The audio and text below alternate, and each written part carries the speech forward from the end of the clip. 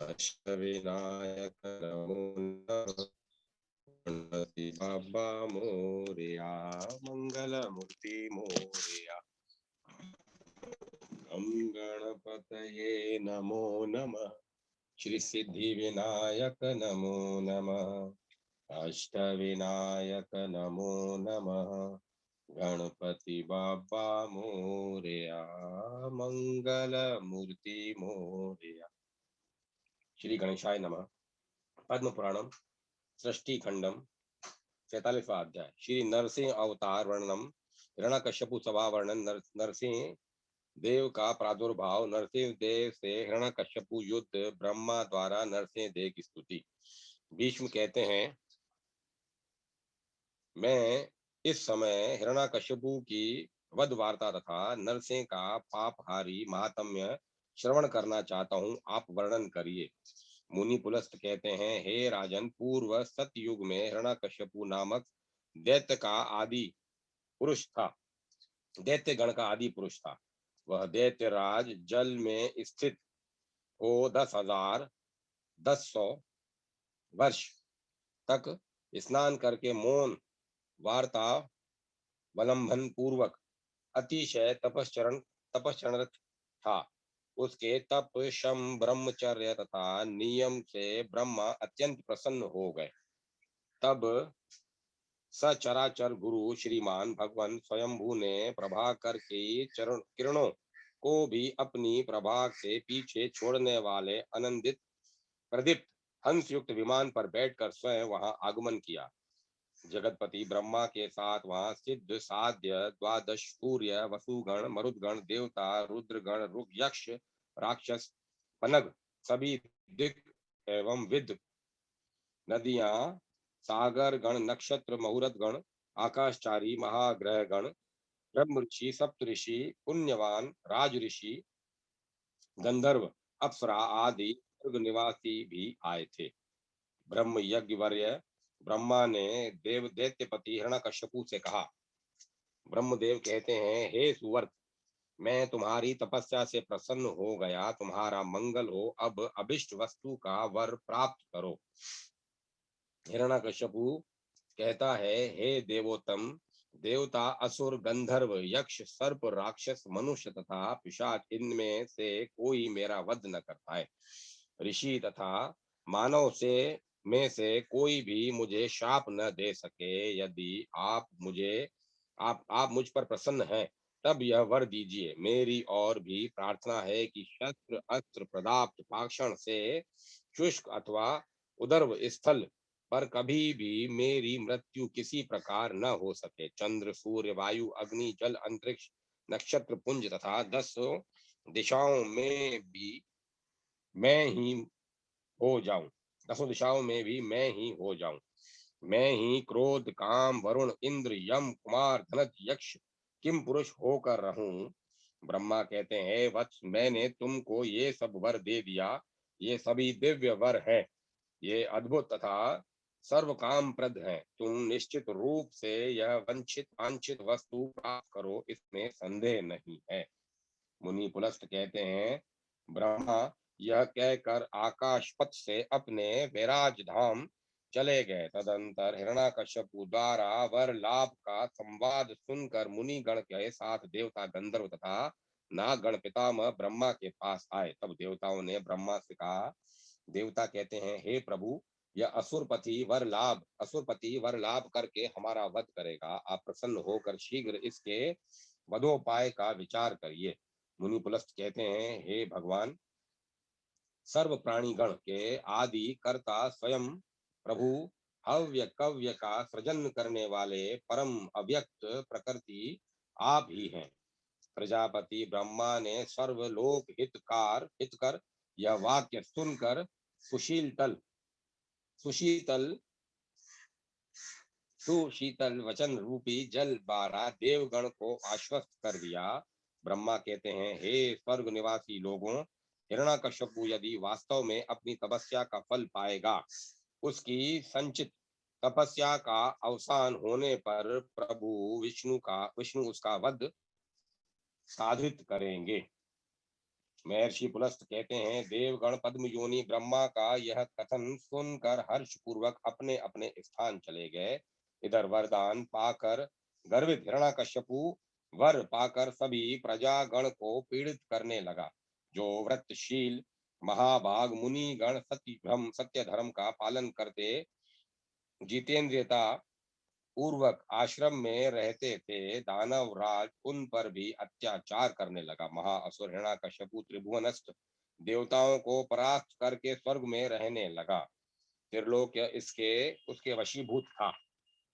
जब हिरण्यकश्यपु ने काल धर्म की प्रेरणा से तथा वर के मद से आलुप्त होकर दैत्यों को यज्ञान यज्ञांश भागी बना दिया तथा देवगण को यज्ञ भाग से वंचित कर दिया, तब आदित्य साध्य विश्व देव वसु इंद्रादि देवता यज्ञ सिद्ध द्विज महर्षिगण एक साथ शरण्य महाबली सनातन यज्ञ पुरुष प्रभु वासुदेव की शरण में आए। ये सभी इन देवादि देव की स्तुति करने लगे। सभी देवता कहते हैं, हे महाभाग नारायण देव, देवता हम देवता आपकी शरण में आए हैं। हे प्रभु दैत्यराज हिरण्यकश्यपु का संहार करिए, हमारी रक्षा करें। आप हमारे परम पिता हैं, आप हमारे परम गुरु हैं। हे देववर, आप ब्रह्मादि सभी देवगण के परम देव हैं। श्री विष्णु कहते हैं, हे देवताओं, तुम लोग भय त्याग करो, मैं तुम सबको अभय देता हूँ। हे देवगण, शीघ्र तुमको स्वर्ग धाम प्राप्त होगा।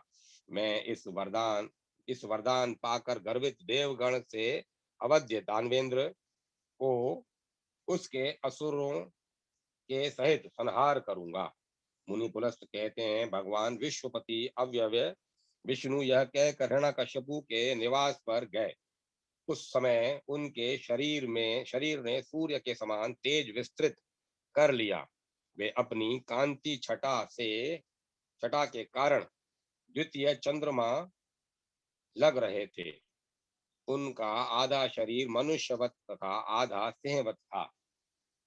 उन्होंने इस नरसिंह देह में अपने हाथ से हाथ का स्पर्श किया तथा निकट से हिरण्यकश्यपु की सभा को देखा। वे देखते हैं कि वह 100 योजन विस्तृत है, चौड़ाई में 50 योजन है। वह दिव्य रम्य मनोहर सर्व काम समृद्ध विहायस काम गामिनी जरा शोक श्रम नाशक निष्प्रकम्य निष्प्रकम्प्य मंगलावहा सुखप्रदा नाना ग्रहासनवती प्रभा में प्रज्वलंत अनंत सलीला विश्वकर्मा द्वारा निर्मिता फल पुष्प प्रदा दिव्य वर्ण वाले पौधों से घिरी है। वहां नील पित्त श्वेत श्याम श्वेत तथा लोहित वर्ण नील पित्त अश्वेत श्याम श्वेत तथा लोहित वर्ण के वितान लगे हैं। वह सैकड़ों रक्त मंजरी वाले गुलमों से शोभायमान होकर श्वेतादि नाना वर्णमयी मेघमाला के समान भास्वरा रश्मिमयी दिव्य गंध समायुक्ता उत्तम सुख देने वाली दुख हारिणी अशिता थी। वह सभा अधर्म देने वाली थी।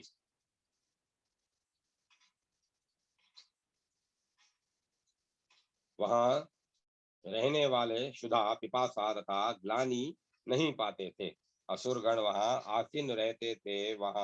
यहाँ विविध रूप वाले सुदीप्त चित्र सज्जित रहते थे। यह स्वयं स्वयं प्रभा सभा चंद्र सूर्य तथा मयूर की शोभा को भी मात कर रही थी। यह सभा स्वर्ग में स्थित होकर अत्यंत प्रदीप्त हो रही थी। इस सभा में मनुष्य भी मुदित मन से विराजमान थे। वहां सरस भक्ष्य भोज्य आदि प्रचुर परिमाण में रखा था। यहाँ सभा में सभी रखी मालाएं पुण्य गंधमय तथा ब्रह्मरों को सदा फलप्रद थी। इस सभा में सन्निहित जल राशि ग्रीष्म में शीतल तथा शीतकाल में उष्ण स्पर्श वाली रहती थी। वहां के वृक्ष समूह प्रवाल जैसे नव अंकुरधारी महाशाखा युक्त थे। उनका अग्रभाग पुष्पित रहता था। वे सभी लता वितान से आच्छादित थे। नरसिंह देव ने वहां नाना स्थान में सुगंधित पुष्प प्रचुर रस सफल सर सफल तथा शीतोष्ण सरोवर को देखा। उन्होंने और भी देखा कि इन सभी सरोवरों में नाना तीर्थ विराजित हैं। सुगंधित नलीन पौंड्रिक शतपत्र रक्त कुवलय कहार उत्कल उत्पल तथा अनेक आश्चर्य में पुष्प तथा प्रिय दर्शन कारणव पक्षी चक्रवाक सारस कुरव तथा अनेक स्फटिक जैसे कुंडलवर्णीय पंखों वाले विमल पक्षी समूह यहाँ सरोवर में समाकुलित हैं। वहां हंसगण गायन कर रहे हैं तथा सारस के शब्दों से सरोवर मुखरित हो रहा है। नरसिंह देव तब प्रसन्न होकर वहां पुष्प मंजरी धारिणी अनेक सुगंधित लता जय देख रहे थे। उन्होंने देखा कि वहां सभा के निकट खदिर अर्जुन आम नीम नाग वृक्ष कदम्ब बकुल धव प्रियंगु पाटल शालमली हरिचंदन शाल ताल तमाल तथा चंपक आदि विविध पुष्पित वृक्ष वहां विराजमान थे।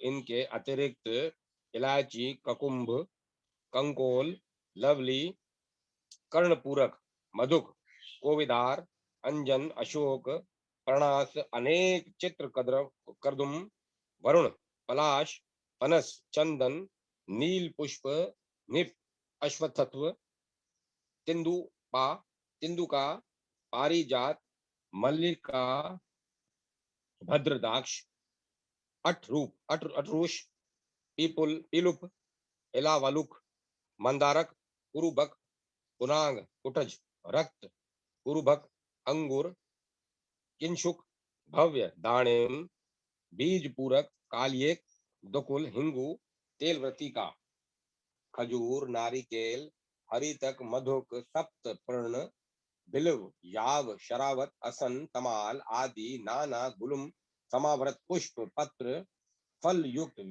विविधाकार लता तथा अन्य नाना फल पुष्प समन्वित अनेक कानन वहां थे जिनका अग्रभाग पुष्पित था। ये महाद्रुम समूह वहां इतस्ततः विराजमान थे।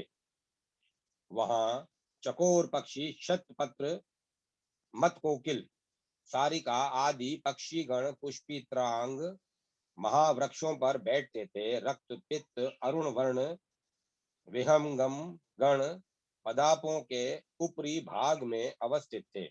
हर्षित जीव जीव गण परस्परतः एक दूसरे को देख रहे थे। लताओं के बीच में देतेन्द्र हिरण्यकश्यपु विचित्र दक्ष नलव एक माप वाले आसन पर बैठा था। यह आसन प्रभाकर के समान प्रभावान था जो दिव्य चादर से आवृत था। उज्जवल कुंडलधारी हिरण्यकश्यपु वहां बैठा था। महान दैत्यगण हिरण्यकश्यपु की परिचर्या में निरत थे। वहां गंधर्व गण दिव्य ताल समन्वित गायनरत थे। विश्वाची सहजन्या प्रमलोचा दिव्या सौरमयी समीची कुचिक स्थली मिश्रकेशी रंभा चित्रभा श्रुति विभ्रमा चारु नेत्रा धृताची मेनका उर्वशी ये सभी तथा अन्य नृत्य गीत विशारदा हजारों हजार अप्सरा हिरण्यकश्यपु की सेवा कर रही थी।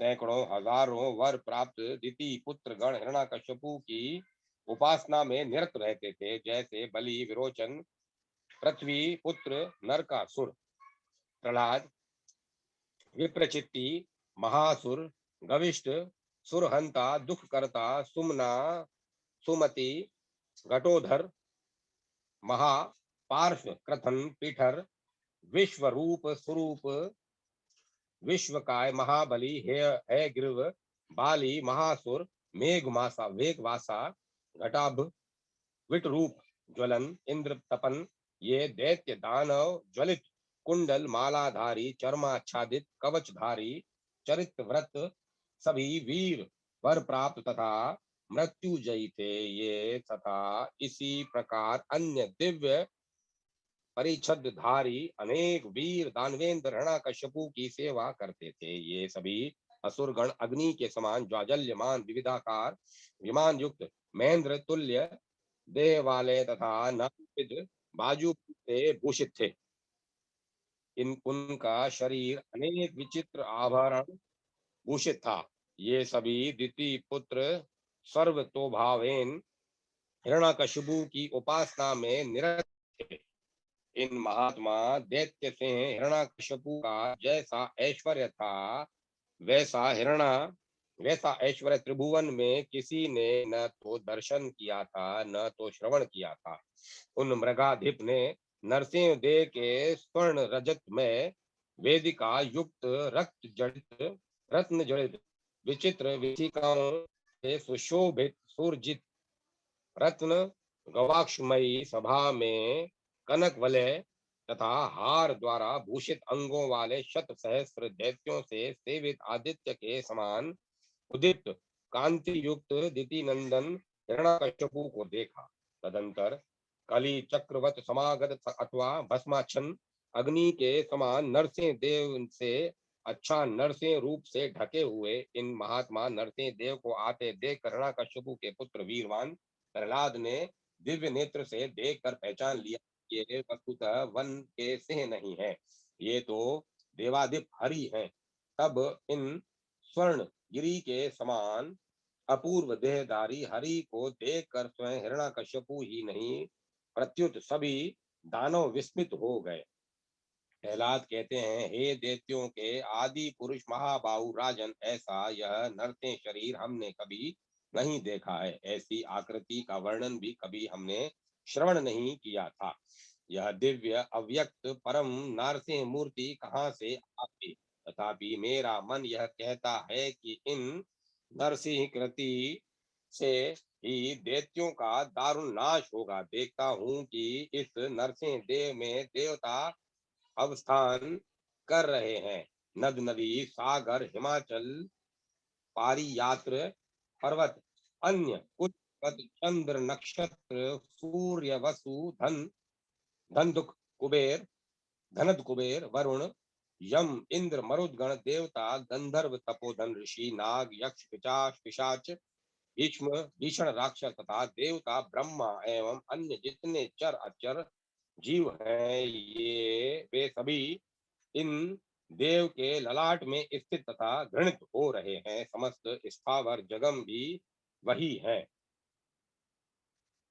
किंबहुना जम्बादीप सभी दैत्य गण के साथ ही आप मैं शत शत विमानों से आकीर्ण आपकी सभा समस्त भुवन एवं सनातन लोक धर्म इन नरसिंह देव में दृष्ट हो रहा है। ये जो प्रजापति महात्मा मनु ध्रुति मति रति सत्य तप दम महानुभाव सनत कुमार विश्वदेव गण ऋषि गण काम क्रोध हर्ष धर्म मोह तथा पितृ पुरुष गण हैं, वे सभी इनमें स्थित हैं। मुनि पुलस्त कहते हैं, प्रभु हिरण्यकश्यपु ने यह कथा प्रहलाद से सुनकर सभी दानव सैन्य को आदेश दिया कि तुम सब इस अपूर्व देहधारी मृगेंद्र को, अथवा यदि कोई संशय हो तब इस वन्य पशु का संहार करो। मुनि पुलस्त कहते हैं, तब सभी दानव गण मुदित मन से भीम विक्रम सिंह के प्रति कटु शब्द बोलते अपने अपने प्रभाव से उनको त्रस्त करके त्रस्त करने हेतु उदत हो गए। तदंतर महाबली नरसिंह इन सिंहनाद करके तदंतर महाबली नरसिंह ने सिंहनाद करके अपना मुख फाड़ा। उन्होंने यमराज के समान समस्त सभा का भक्षण कर लिया।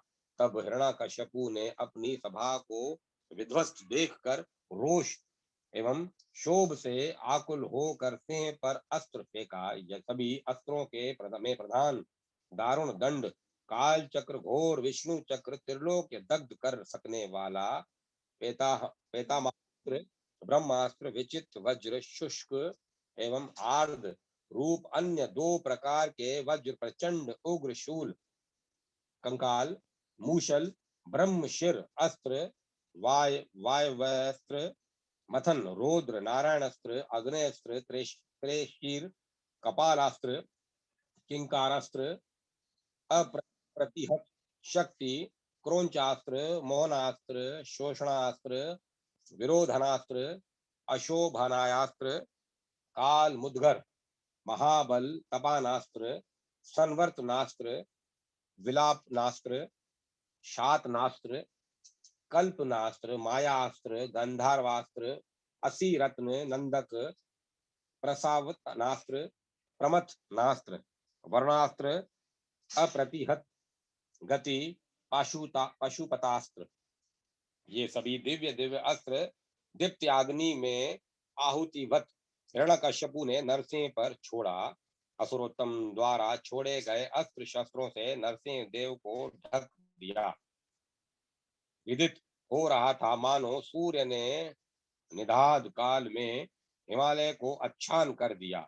निधाद मध्यान्ह काल तदंतर दैत्य सैन्य रूप सागर ने अमर्ष एवं पवन से चालित होकर बहुरत मात्र में सिंह रूपी मैनाक को अपलावित कर दिया था। उस समय दैत्य समूह प्रास वज्र मूषल खड़ग गदा अनेक शाखाओं वाले महावृक्ष मुदगर कुटपाश शिला उखल पर्वत दीप्ता शतघनी तथा दारुण दंड लेकर नरसिंह के साथ युद्ध करने लगे। महेंद्र के वज्र के समान तीक्ष्ण वेगशाली दानव तनिक भी कंपित नहीं थे।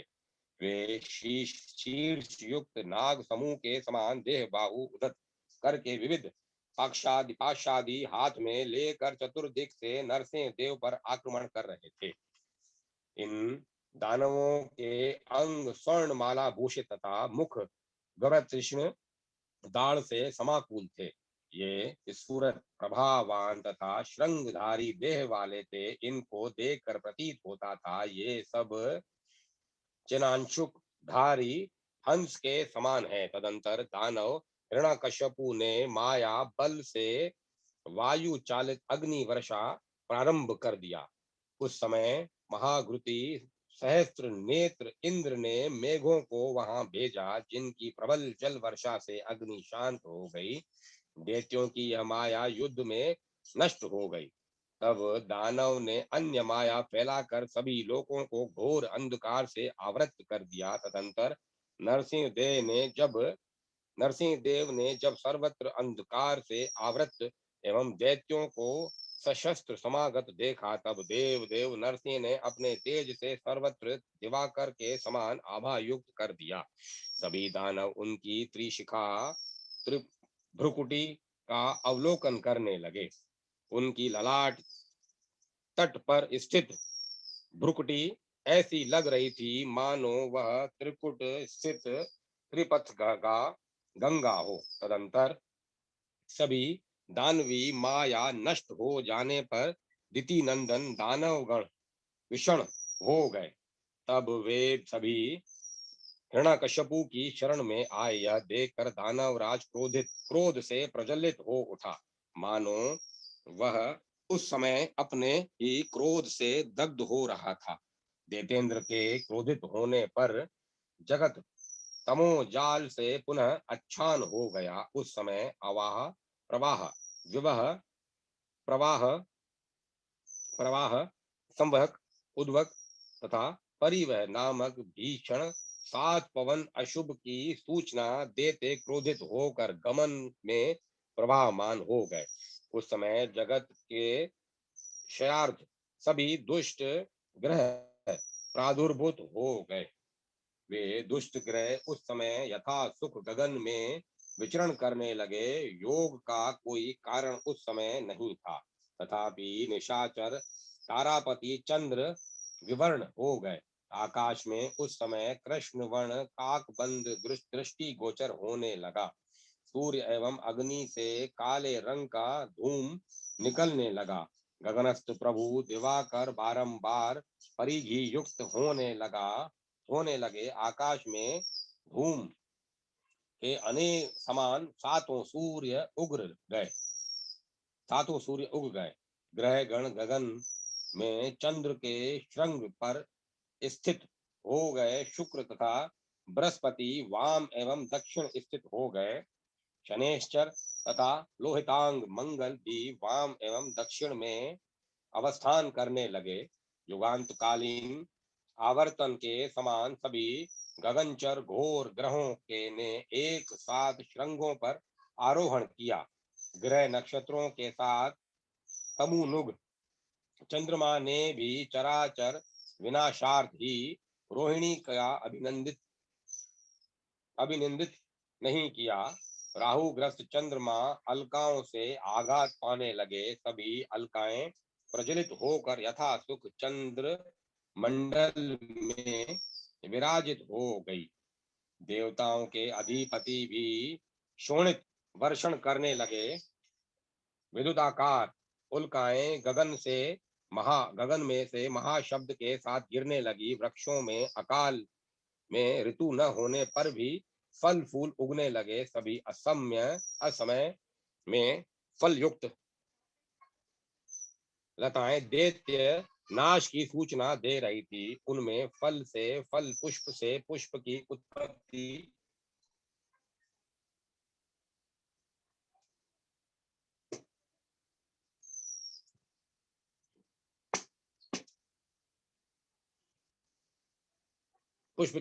होने लगी। देवता देवियों की प्रतिमाएं महाभय की सूचना देती उन्मिलन, निमिलन, हास्य, रोदन, कथन, गंभीर क्रोशन विक्रोशन करने लगी। ग्राम्य मृग पक्षी गण भी वैसे पशु पक्षियों से मिलकर द्वंद होने के कारण घोर चित्कार कर रहे थे। कलुषित जल वाली सभी नदियां प्रतिकूल बहने लगी। उनका जल कलुषित हो गया था। रक्तमयी रेणु से रंजित सभी दिशाएं प्रकाश रहित हो गई। जो वनस्पति पूजा योग्य है, उनको कहीं पूजा ही प्राप्त नहीं हो रही थी। ये वे वायुगण से हत भग्न तथा झुक जा रही थी। सभी प्राणी गण की छाया भी पृथ्वी पर नहीं पड़ रही थी, जबकि सूर्य उपराह काल में थे। ऐसे युगगश्य काल में दानव हिरण्यकश्यपु के भंडार के साथ आयुधगार के ऊपरी ग्रह में मधु गिरने लगा। इस प्रकार असुरों के विनाश तथा देवगण के जय के निमित्त घोराकार नाना उत्पात दिखलाई पड़ने लगे। त्रिलोक के विनाशार्थ इस प्रकार के तथा अन्य और घोर रूप युद्ध सूचक अनेक उत्पातों का उस समय आविर्भाव होने लगा। महात्मा दैत्येंद्र हिरण्यकश्यपु के साथ साथ पृथ्वी कंपित होने लगी। अमित प्रभाव वाले नागगण तथा पर्वत गिरने लगे। चतुर्शीर्ष, पंचशीर्ष, ऐसे ही सप्तशीर्ष नागगण विश्व ज्वाला कुल मुखों से अग्नि उगलने लगे। वासुकी, तक्षक, कंकोट, धनंजय धनंजय एला एलामुख, कालिय, वीर्यवान, महापद्म, सहस्त्र शिर वाले, हेमलता हेमता ध्वज हेमताल ध्वज, महाभाग, शेष, अनंत ऐसे हैं जो कंपित नहीं हो सकते, तथापि उस समय वे भी कंपित हो गए। एवं विध क्रमशः पाताल शुद्ध हो उठा। पातालवासी तेजस्वी नागगण भी पुनः पुनः कंपित होने लगे। इस प्रकार जल मध्य में तथा भूगर्भस्थ विवरों में रहने वाले प्राणी वृंद क्रोध दीप्त देतेन्द्र के कोप के कारण चतुर्दिक कंपायमान हो उठे। तदंतर पाताल शुद्ध होने पर पाताल तलवासी तेजवान नागगण भी पुनः पुनः कंपित हो उठे। तब हिरण्यकश्यपु ने तत्काल धरती का स्पर्श किया। तदंतर वह अपने होष्टपुट को चबाता क्रोधित होकर आदि वराहवत खड़ा हो गया। उस समय भागीरथी, सरयू, कौशिकी, यमुना, कावेरी, कृष्णवेणी, तुंगभद्रा, गोदावरी, चम्रवती, अनेक नद आदि सिंधु मणि के समान जल वाला मेलक से उदत शोण, शुभ जला, नर्मदा, वेत्रवती, गोल गोकुला गोकुला किरणा, गोमती सरस्वती महाकाल ग्रही तमसा पुष्प वाहिनी आनी नदी नद सर्व तोय शोभित सर्व रत्न में जम्बू द्वीप स्वर्ण स्वर्णाकर मंडित स्वर्ण पुटक महानद लोहित्य कांचन गिरी रज रजतारक कोशकार पतन मगध महाग्राम पुंडरुक उग्र स्नग्न मल विदेह मालवा काक्षी कौशल तथा विश्वकर्मा कृत कौशला कैलाश शिखराकार वेंते भवन ये सभी दैत्येंद्र हिरण्यकश्यपु द्वारा कंपित हो गए। रक्त वर्ण जल वाला अति भीषण लोहित सागर शत योजन उच्च स्वर्ण वेदिका युक्त वेग मेघ समूह सेवित श्रीमान महान उदराचल सूर्य सदृश स्वर्णमय ध्रुम वृक्ष समूह से शोभित शाल ताल तमाल कर्णिकार आदि नाना पुष्पित पदार्थों से युक्त धातु मंडित विख्यात लोह मुख पर्वत कमाल वन गंधमाला शुभ मलयाचल सौराष्ट्र वारहिक वाहिक शुर आभिर भोज पांड्य भंग कलिंग ताम्रलिप्त औंड पौंड्र वामचूड़ तथा केरल ये सब तथा देव तथा अप्सरागण आदि सभी इस दैत्य द्वारा क्षुब्ध हो गए। पूर्व में जहाँ दुर्गम अगस्त्य आश्रम था वहां सर्वत्र सिद्ध तथा चारण विचरते रहते थे। विचित्र पक्षियों से नादित पुष्पित महान वृक्ष पंक्ति वहां विराजमान थी। जात रूप में पर्वत श्रृंगों द्वारा वह स्थान शोभित एवं अप्सराओं से सेवित था। वह लक्ष्मीवान प्रिय दर्शन पुष्पितक पर्वत है। यह पर्वत सागर का भेद करके चंद्र सूर्य के समान सागर के अंत तक समावृत महाशृंगों द्वारा मानो गगन तल पर लिखता हुआ चिन्हित करता विराजित है। वह यह महागिरी शत योजन विस्तार वाला विद्युत पुंज यहाँ गिरते रहते हैं। ऐसा श्रीमान विद्युत्यमान पर्वत तथा वृषभ तथा कुंजराख्य अगस्त्य निवास अन्य गिरी श्रेणी सर्पों की मालती नामक गुरदर्श पुरी भोगवती नदी ये सब दैत्य द्वारा कंपित हो गई। महासैन पर्वत पारी यात्र पर्वत पर्वत प्रवर चक्रवात वाराह पर्वत दुरात्मा नरकासुर का निवास जात रूप में प्राग्ञ ज्योतिषपुर मेघ गंभीर नादी पर्वत प्रवर मेघ पर्वत अन्यान्य 60,000 पर्वत तरुणादित्य वत सनिभ यक्ष राक्षस गंधर्व सेवित कंदराओं युक्त महापर्वत मेरु हेम गर्भ मोह महासेन मेघ सख पर्वत शैल प्रवर कैलाश ये सभी दानवेंद्र के द्वारा कंपित किए गए। हेम पद्माछन वेखानस सरोवर तथा हंस कारण पक्षी गण से समाकुल मान सरोवर भी इस दानव द्वारा कंपित किया गया। पर्वत प्रवर श्री त्रिशंग सरिद्वारा कुमारी तुषार जल्लाछन मंदर पर्वत उशिर बीज पर्वत पर्वतराज भद्रप्रस्थ प्रजापति पर्वत पुष्कराचल देवाब बालुक पर्वत कौंच पर्वत सप्तऋषि पर्वत धूम्रवर्णगिरी ये सब तथा अन्य पर्वत देश जनपद नदी सागर ये सभी दानव द्वारा कंपित कर दिए गए।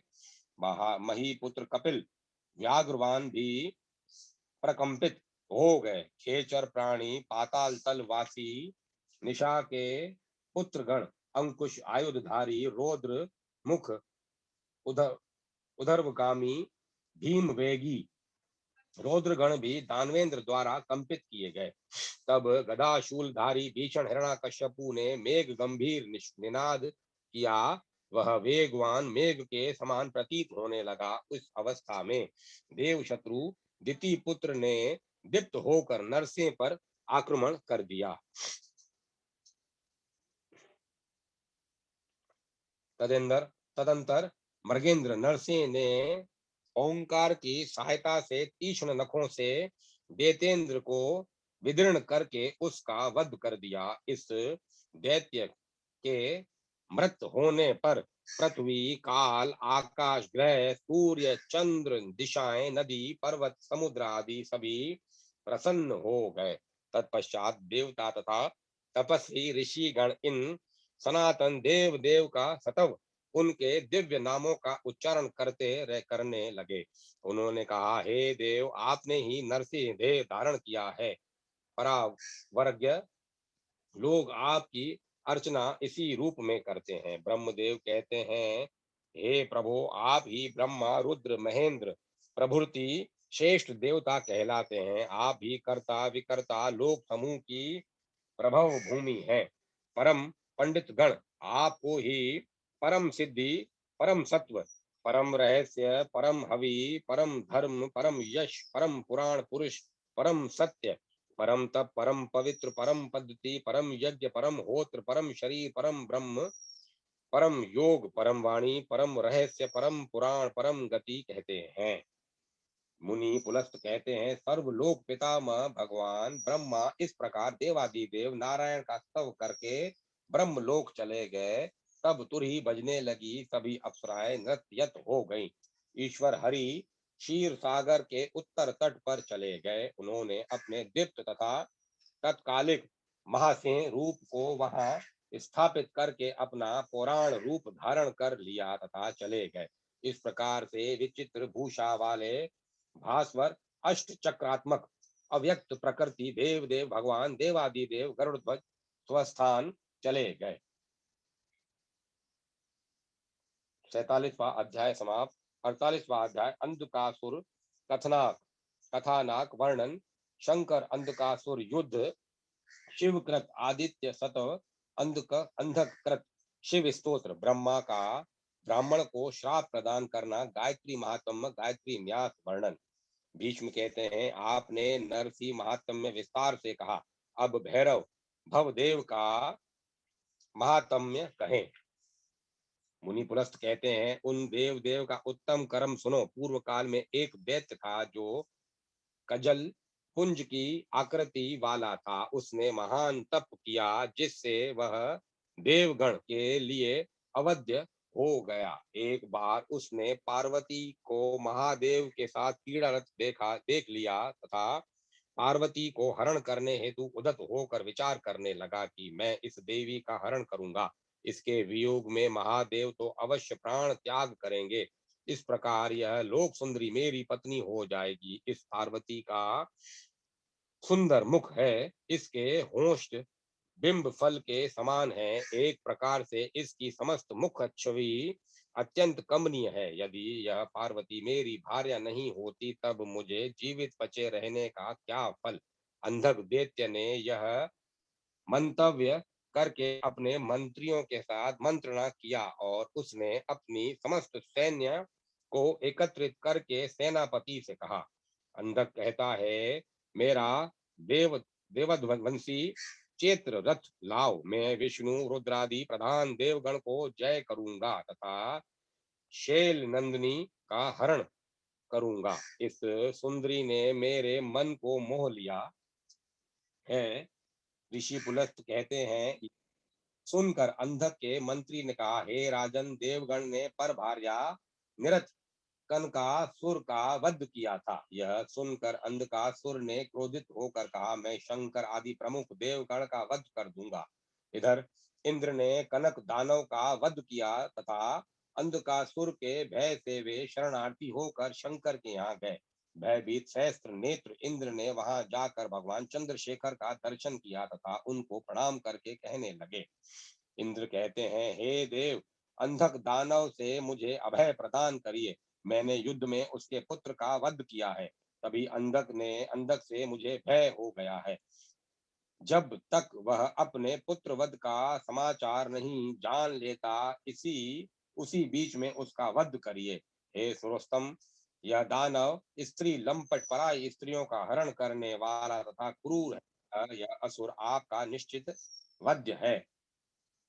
मुनि पुलस्त कहते हैं, शरण्य देने वाले शंकर ने इंद्र का कथन सुनकर उनको भय अभय दान देते हुए कहा, हे हे शतक्रतु, तुम भय मत करो। ईशान देव ने यह अभय दान देकर अंधक वर्धार्थ भूत गण के साथ कुश स्थली पुरी आगमन किया है। उन्होंने तत्काल अति भीषण विराट रूप धारण किया।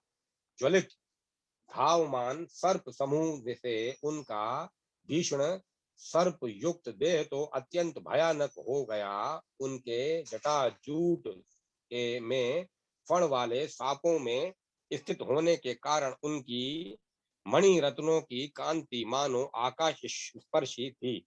युगांत कालीन कालान कालाग्निवत तेज द्वारा मानो वे संसार को दग्ध कर रहे थे। उनके नाना मुख दाढ़ से युक्त था। अने उनके नाना मुख दाढ़ से युक्त था। वे द्वितीय तिथि की चंद्रकला से समोज्जल तथा पाताल के समान उदरवत उदरवेत प्रति प्रीति भात होते महाभीषण शब्द करने लगे। उन्होंने नाना भूषित घोर निनाद करते समय हजारों भुजाओं से अनेक अस्त्र धारण किया था। उनका वस्त्र था से चर्म, उत्तरीय व्याग चर्म था। उन्होंने कमर में हस्ती चर्म बांध रखा था। उनका कलेवर पतोन्मुख भृग समूह के शब्द से आकुल हो रहा था। ऐसा दानव दैत्यों के लिए भयानक रूप धारण करके भीमदेव शंकर धनुकुल संहारार्थ धरती पर अवतीर्ण हो गए। उधर अंधकासुर ने युद्ध में पुत्र के वध का संवाद सुन लिया। अपने पुत्र के वध के कारण उसने क्रोधान भाव में होकर रणभेरी बजाने का आदेश किया। तदंतर जहां देवता स्थित थे वहां रथ हाथी युता मैती सेना के साथ आया। देवताओं ने दानवों को जब महायुद्धार्थ समुखत देखा तब उनके कवच भय के कारण खिसकने लगे। वे तथा की शरण में आ गए। उस समय त्रिलोचन देव ने देवगण से कहा, भय मत करो। करके रोष पूर्वक अपनी दाढ़ से अपने होठ का दंशन करते शूल उठाया। अंधक असुर ने क्रोधित हो उस समय अपने करोड़ों बाणों से बहुसंख्यक प्रमथों एवं देवताओं की सेना का वध कर दिया। यह देखकर पिनाक पाणी शिव ने बाणों से अग्नि स्फुलिंग जाल का वर्षण करते हुए रथ पर बैठे अंधकासुर को उन बाणों से ढक दिया। दानवपति उस समय शिथिल उधम तथा शिथिल आयुध होकर रथ में ही स्थित रह गया। तब उसने सभी दानव सेना को आहूत करके युद्ध आरंभ कर दिया। उस समय नाना आयुधधारी शिव के सहायक देव वीरों द्वारा वह दानव दल बहुधा भग्न मृत कर दिया गया। देवगण द्वारा अपनी सेना को छिन्न भिन्न तथा स्वयं को महेश के द्वारा छोड़े गए करोड़ों बाणों से अवरुद्ध देखकर अंधकासुर विहल हो गए। अंततः उसने धैर्य धारण किया और रुद्र का पिनाक धनुष छीन कर उसी से रुद्रदेव शिव पर प्रहार किया। रुद्रदेव पिनाक के प्रहार से भूपतित हो गए। देवादिदेव के भूपतित होते ही विचलित हो गया। सागर समूह के तट का अतिक्रमण कर लिया। सागर समूह ने तट का अतिक्रमण कर लिया। पर्वत के शिखर तथा नक्षत्र समूह स्थानच्युत होने लगे। वे नाना दिक में गिर गए। देवादिदेव के भूपतित होते ही अंधकासुर ने क्रोध में भरकर गदाघात से नागराज को आहत कर दिया, जो शिव के आभूषण स्वरूप उनके शरीर में थे लिपटे थे। गदाघात से नागराज भी भूपतित हो गए। तदंतर वह शिव को वहीं छोड़ता अन्यत्र चला गया। तत्पश्चात परमेश्वर शंकर कुछ क्षणों में ही चेतना प्राप्त कर गए। सैकड़ों माया विशारद अंधक ने उस समय तामस की माया का विस्तार किया, जिससे प्रभु शंकर विमोहित हो गए। तथापि अब वह दानव वहां कहाँ चला गया शंभू ने डर कर वह पापी दानव करेगा तमसाचन तथा माया से व्याकुल देवता कार्य गौरवान्वित भ्रांत मन से यही कह रहे थे। इस अवसर पर तेज पुंज रूप से अवस्थित सूर्य नराकृति में सभी दिक को अंधकार रहित करके उदित हो गए। सूर्य के उदय के कारण अंधकार हट गया। देवगण के नेत्र तथा मुख स्पष्ट परिलक्षित होने लगे। वे लोग आनंदित हो गए। प्रमथ सैन्य वाले सभी उदीप्त होकर स्कंद देव को आगे करके नाना स्तोत्रों से नर रूपी सूर्य का स्तव करने लगे। उस समय देव देव भगवान त्रिलोचन ने निरूपम जगत व्यापी ब्रह्मा विष्णु शिव से प्रधान स्निग्ध विद्रुम के समान विद्रुम कांति से युक्त सिंदूरवत अरुणाभ तथा प्रभासित दिवाकर को देखकर अपने देह के पंच अंग धरती पर लगाकर पंचांग दंडवत करके प्रणिधान के साथ एवं स्निग्ध दृष्टि से पुनः सूर्य देव का दिवाकर देव का दर्शन किया। उन्होंने तेज से त्रिभुवन को आपूरित करने वाले सूर्य से अपने स्निग्ध गंभीर वाक्य से कहा। श्री हर शिव कहते हैं, हे देव, दैत्य माया विपन्न दर्शना कुलचित प्राणी गण के आप ही एकमात्र अविसंवादित देवता हैं। ये प्रभु सूर्य देव ही समस्त प्राणी गण के कर्ण धारक होकर संसार सागर के से उद्धार करते हैं। विविध प्राणी गण नित्य भक्ति पूर्वक जिनकी अर्चना करके मुक्ति पाते हैं, उन विभु भास्कर को प्रणाम। जो लोक में उदयाचल शिखर पर मुकुट के समान शुभाकर पुष्प के समान सुप्रकाश में किरण जाल से दिक विदिक को व्याप्त करके दीप्त करते हैं, वे सविता हमारा वैभव वर्धन करे। ब्रह्मा इंद्र रुद्र मरुत विष्णु अग्नि वरुण तथा उपासना निपुण प्रधान प्रधान मुनि समूह भी नित्य प्रति मंगल कामना से दिव्यांग राग रंजित शरीर होकर भी आपके दिव्य दिवस रूपी अंग राग से सम्यक्त रंजित होकर आपके पूज्य शरीर की पूजा करते हैं। आपका शरीर प्रलय काल एक विद्यमान रहता है, प्रलय काल तक विद्यमान रहता है। जो वेदोक्त विचित्र पदमंडल मंडित मंत्र द्वारा आपकी स्तुति करते हैं, वे इस भूमंडल में अपना प्रबल प्रभाव विस्तार करने में सक्षम हो जाते हैं तथा मरणांत में वे परब्रह्म स्थान में जाते हैं। उनको कभी भी इलोक में आकर निवास नहीं करना पड़ता, अर्थात उनका जन्म नहीं होगा। हे देवेश, जो दाद कुष्ठ पिटिक तथा चर्म रोग से पीड़ित हैं, जिनकी त्वचा क्षीण है, नख क्षीण है, केश गिर गए हैं, नाक स्फुटित है, वे भी यदि आपके चरण में प्रणत होते हैं, तब वे सघ 16 वर्षीय नई आकृति प्राप्त करते हैं। समाज लोग आपको साम कहते हैं। अधर्व यजु ब्रह्म गण ऋक कर्मिक गण आर्य सर्प गण वायु पितृगण समग्र गंधत्व कहते हैं। उपनिषद आपको माया मतर्ग गण आपको षट देवता कहते हैं। गणेश सूर्य अग्नि विष्णु शिव शक्ति तथा सभी गंधर्व किन्नर चारण सहित हम आपकी दृष्टिमान रूप से उपासना करते हैं। हे प्रभु, आप भी साधकों की कामना से अनुरूप रूप धारण कर लेते हैं। जो आपके अर्चनीय किरण जाल की अर्चना नहीं करते, वे तीव्र ताप से प्रतापित दिगंबर निर्धन संप्रति रहित होकर क्षुधा पिपासा से खाली पेट क्षीण कंठ से अन्य ये के यहाँ भिक्षार्थ जाते हैं। हे प्रभु, आप भव मोचन हैं, जिनके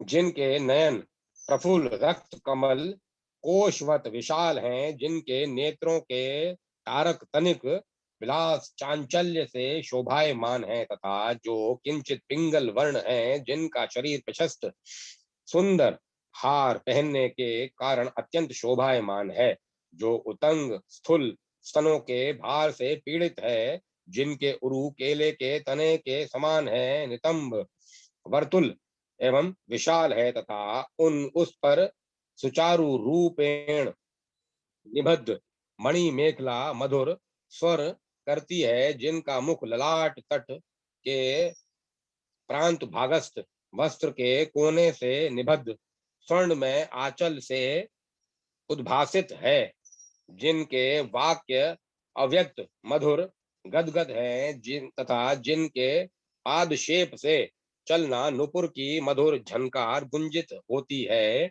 जो चंद्रमा ऐसी सुंदरी जो चंद्रमा ऐसे सुंदरी हैं, ऐसी मनोहर कुल स्त्रियां उस सूर्य भक्त की कामाग्नि की शांति करती हैं। हे प्रभु, आप ही ब्रह्मा हरि यम वरुण इंद्र चंद्र वायु भूमि ईश्वर यक्ष यज्ञ कुबेर हैं। आप जगत में अपराजय हैं।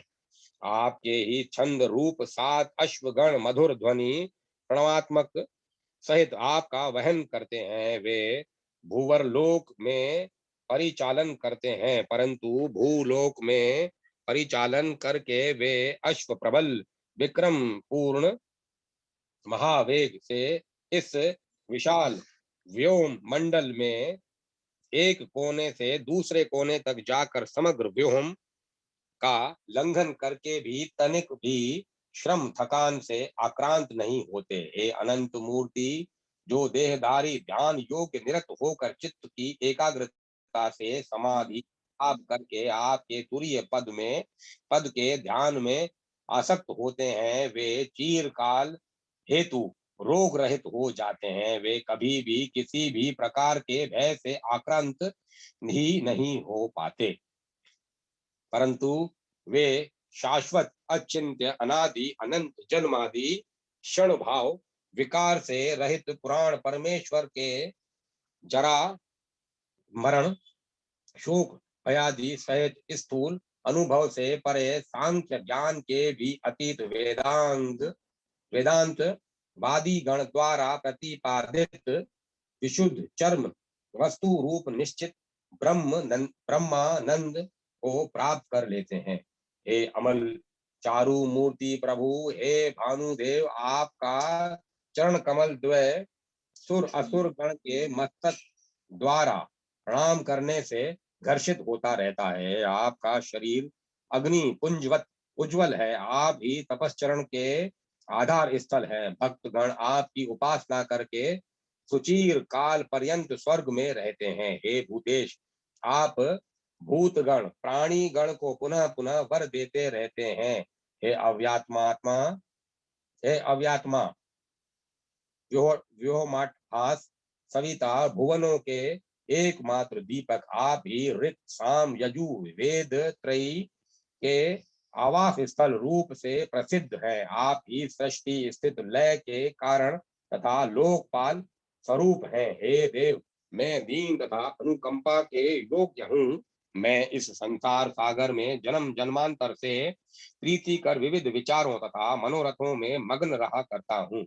हे यतीश्वर, आप अपने किरण जाल से चंद्र को अपयातित करते हैं। मैं पातकों के घोर उत्पात तथा जरा मरण के कलेश सहित आक्रांत चित्त हो गया हूँ। आप कृपया मुझे मेरा प्रीतिकर प्राथिर्थ प्रदान करिए। जो मनुष्य भानुदेव का यह सतव प्रातः मध्यान्ह तथा स्याय को पाठ करते हैं, वे लोक में धर्म अर्थ काम की प्राप्ति करके अंत में सूर्य सायुज्य प्राप्त कर लेते हैं। जिन सूर्य देव की कृपा से लोग नित्य मनोवांछित प्राप्त करते हैं, आप वे ही देव देवेश हैं।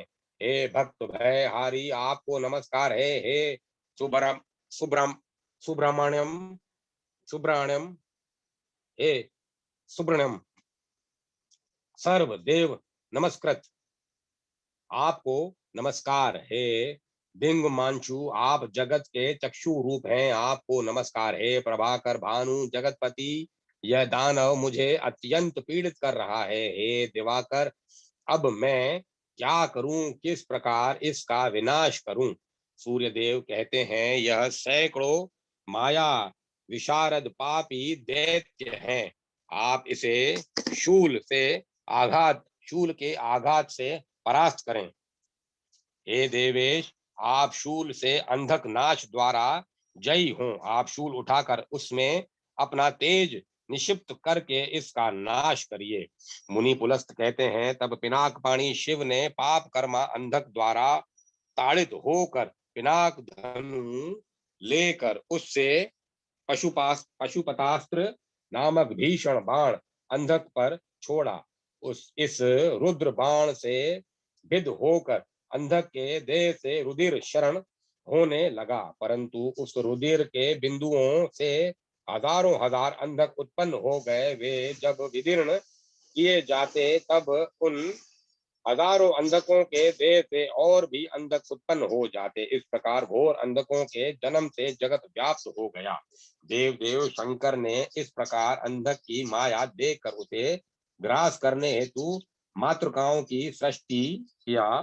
महेश्वरी, ब्राह्मी, शोरी, वाण्डवी, सोपर्णी, सोपर्णी, वायव्या, शंखनी, तेत्री, सौरी, सौम्या, शिवदूती, चामुंडा, वारुणी, वराही, नारसिंही, वैष्णवी, विभावरी, शतानंदा, भगानंदा, पिछला, भगमालिनी, बाला, अतिबाला, रक्ता, सुरभि, मुखमंडिता, मातृनंदा, सुनंदा, विडाली, शकुनी, रेवती, महापुण्या, शिखी पट्टिका प्रभुति मातृकाएं भ्रष्ट हो गई।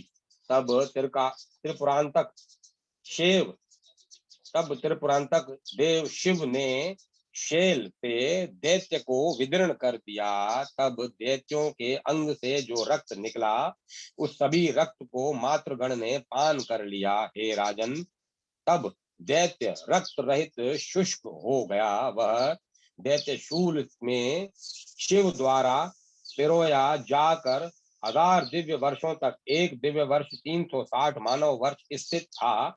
महादेव रुद्र द्वारा विधृत होने के कारण वह मर नहीं सका। हे सुव्रत, तदंतर अंधकासुर भक्ति के साथ शंभु का सतव करने लगा। अंधकासुर कहता है, हे शंभु, आपको प्रणाम। हे संसार चक्र के नाश के कारण देव देव आप प्रसन्न हो जाएं। आप भूमि, जल, अग्नि, वायु, आकाश, सूर्य, सोम तथा यज्ञ रूप अष्टमूर्ति धारण करते हैं। बाणासुर ने आपको अनेक वाग से संतुष्ट करके अपने सुर के में आप द्वारा रक्षित अपार ऐश्वर्य लाभ किया था। राक्षस हिप रावण ने बाहु से कैलाश पर्वत उठा लिया था। आप द्वारा अंगुष्ठ से कैलाश दबाए जाने से के आक्रमण से रावण क्लिष्ट देह को हो गया, उसका हाथ दब गया था। तथापि आपकी कृपा से रावण ने समस्त राक्षसाधिपत्य तथा इंद्रजयी पुत्र प्राप्त किया था।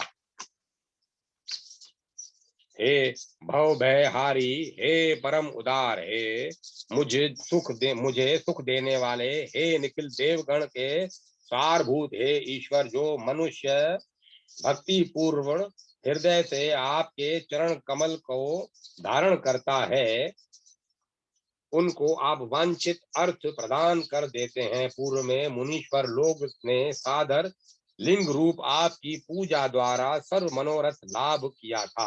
आपकी भवोद्भत रूपी प्रपंच पंचीकृत आकृति है। आप ही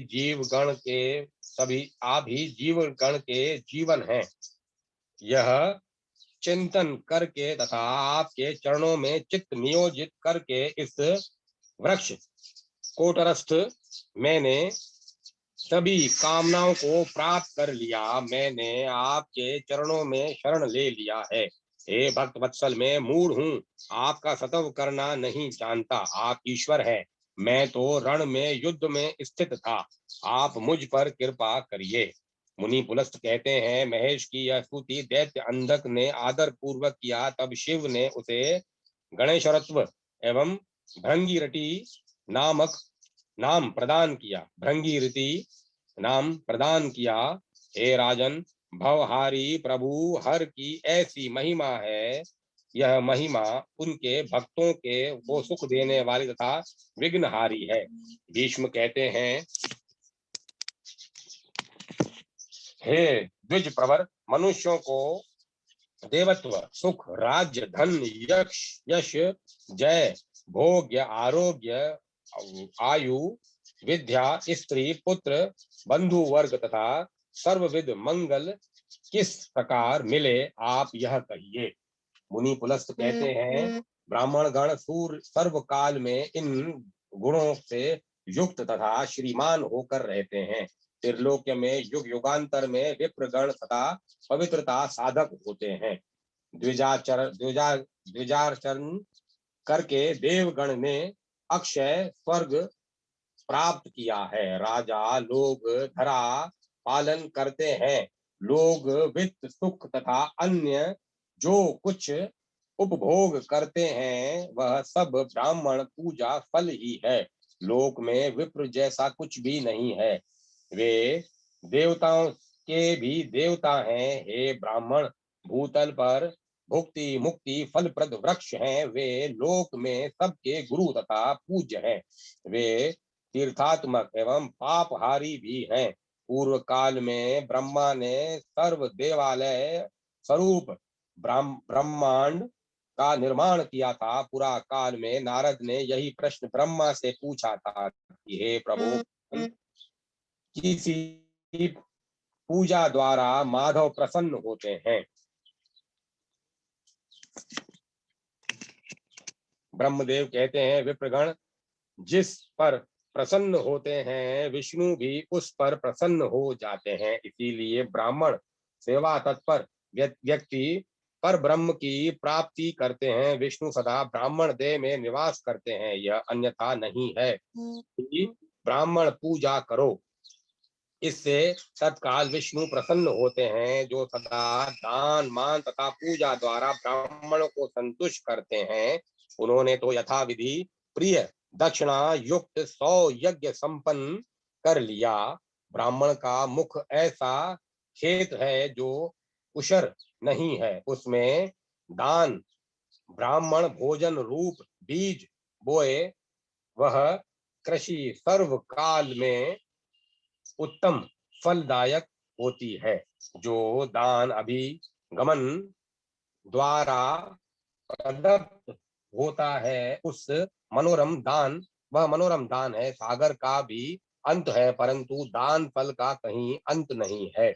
जो लोग अतताई ब्राह्मण की भी हिंसा नहीं करते, मन से भी हिंसा भाव उनके प्रति नहीं रखते, वे देव दुर्लभ सर्व लोकप्रिय हो जाते हैं। विद्वान ब्राह्मण जिसके घर आकर निराश नहीं होते, उनका सभी पाप क्षय हो जाता है। वे अक्षय स्वर्ग लाभ करते हैं। देश काल पात्र का विचार करते करके यदि ब्राह्मण को दान दिया जाए, वह धन तो जन्म जन्म में अक्षय हो जाएगा। वह कभी दरिद्र नहीं होगा अथवा रोगी किंवा कातर नहीं होगा। द्विजों का अर्चन के द्विजों की अर्चना के फल से व्यक्ति मनोनुकूला नारी प्राप्त करता है। किसी प्रकार का साहस करने पर वह करने पर पूर्व में ब्राह्मण को दान प्रदान करे। यह दान उत्तम फलदायक तथा अभयप्रद होता है। जो हाथ ब्राह्मण के चरण तल में घर्षण करने से घिसता है, वही है श्री श्री कर। अन्य हाथ मात्र कर्म कर ही कहा गया है। जो विप्र के चरण रज का स्पर्श करके तथा विप्र के चरण जल बिंदु से पवित्र है, वे सतत सभी विपदा तथा पापों से मुक्त होकर स्वर्ग जाते हैं। घर के चबूतरे विप्र की चरण धूल से पवित्र होकर पुण्य क्षेत्र के समान होकर यज्ञ कार्यार्थ प्रशस्त हो जाते हैं। पूर्व काल में ब्रह्मा के मुख से ब्राह्मण अद्भुत उद्भुत हुए थे। सृष्टि की स्थिति हेतु उसी के साथ सभी वेद भी उद्भुत हुए थे, उद्भुत हो गए। तभी सर्व लोक की उन्नति, सर्व यज्ञ सिद्धि हेतु आदि पुरुष ब्रह्मा ने ब्राह्मण के मुख में वेदों को निहित कर दिया था। पितृयज्ञ, विवाह, अग्नि कार्य, शांति कर्म तथा अन्य सभी सत्य स्वसत्यादि कार्य में ब्राह्मण भी सदा प्रशस्त है। विप्र के मुख से ही पितरों का कव्य, देवगण का हव्य, असुरों तथा प्रेतों की बलि भक्षण होती है। यज्ञ कर्म में जो लोग कुछ देवता तथा पितरों को ब्राह्मण द्वारा प्रदान करते हैं, उनका ही दान सफल है, अन्यथा दान निष्फल ही है। असुर, प्रेत, दैत्य तथा राक्षस उस दान का भोग करते हैं। तभी ब्राह्मण को बुलाकर उनसे यह सब कर्म कराए। देश काल पात्र का विचार करके ब्राह्मण को दान करने से लक्ष कोटि गुण फल मिलता है। ब्राह्मण को देखकर सश्रद्ध भाव से उनका अभिवादन करें, क्योंकि ब्राह्मण के आशीर्वाद द्वारा दीर्घायु मिलती है। अभिवादन न करने से किंवा विप्र से द्वेष करने से, उसके प्रति अश्रद्धा का भाव रखने से व्यक्ति की आयु क्षीण होती है, मंगल का नाश होता है तथा उसे दुर्गति मिलती है। जो लोग द्विज पूजा करते हैं, उनकी आयु वृद्धि, यशो वृद्धि तथा धन एवं विद्या वृद्धि होती है। जो ग्रह विप्र पादपों तक से भींगा नहीं है, जहाँ वेद शास्त्र का घोष नहीं होता, जहाँ स्वा स्वधा स्वस्ति पद पढ़ा नहीं जाता, ऐसा ग्रह शमशान ही है। देव ऋषि नारद कहते हैं, कौन विप्र पूजा उत्तम है, कौन अपूज्य है, आप विप्र तथा गुरु का लक्षण कहें। ब्रह्मा कहते हैं, सदाचार युक्त निष्पाप श्रोत्रिय सदा पूज्य है। सद्व्रत होने से वे ही जन समाज में पाप नाशक तीर्थ हैं। देव ऋषि नारद कहते हैं, यदि कोई श्रोत्रिय कुल में जन्म लेकर असत कर्म करता है तथा यदि कोई हीन कुल में भी जन्म लेकर सत्कर्म का अनुष्ठान करता है, तब उनमें से धरती पर पूज्य कौन है। ब्रह्मदेव कहते हैं, श्रोत्रिय कुलोत्पन्न असत क्रिया वाला कदापि पूज्य नहीं है, परंतु असत कुल व्यक्ति यदि सदाचारी है, तब वह व्यास एवं ऋषिशृंग श्री ऋषिवत पूज्य है। क्षत्रिय कुल में विश्वामित्र कर्म फल से मेरे तुल्य हो गए। वैश्या पुत्र वशिष्ठ भी समाज में अत्यधिक सम्मानित हैं। अनेकों सिद्ध महात्मा ब्राह्मणादि भी हैं। हे पुत्र, सत्य श्रोत्रिय आदि का लक्षण श्रवण करो, वे धरती पर तीर्थ हैं। उनका विवरण श्रवण करने से तुम्हारा पाप क्षय होगा। मानव जन्म द्वारा ब्राह्मण, संस्कार द्वारा द्विज, विद्या द्वारा विप्र कहे गए हैं।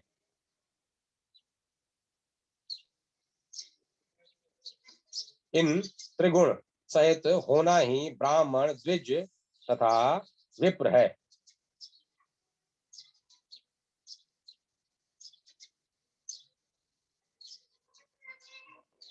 श्रोत्रिय का लक्षण जानो।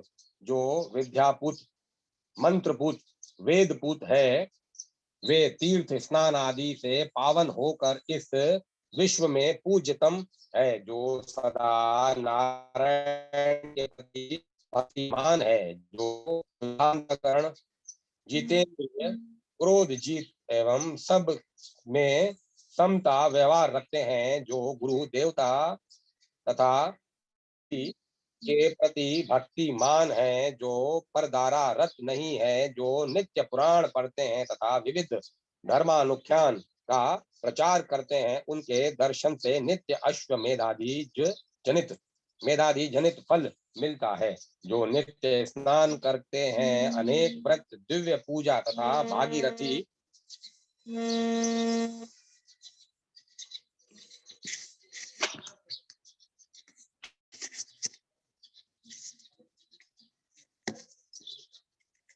जो अनेक पूजा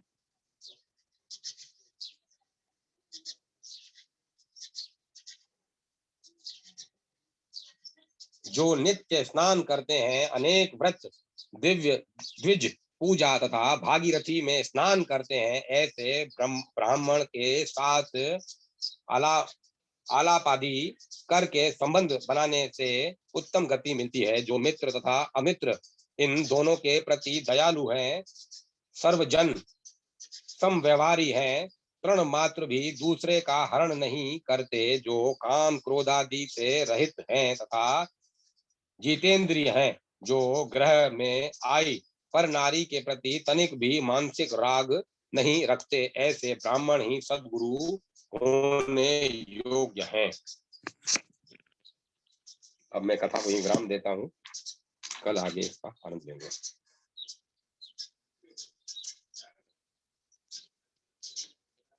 कल पढ़ेंगे। देव ऋषि नारद कहते हैं, हे प्रभु, गायत्री का क्या लक्षण है, उसके अक्षर के में क्या गुण है, उसका कौन कौन अंश, कुक्षी, चरण तथा गोत्र है, इसका निर्णित सिद्धांत कहें। अब मैं कथा को ही विराम देता हूँ। हितेश, भजन चलाओ। श्री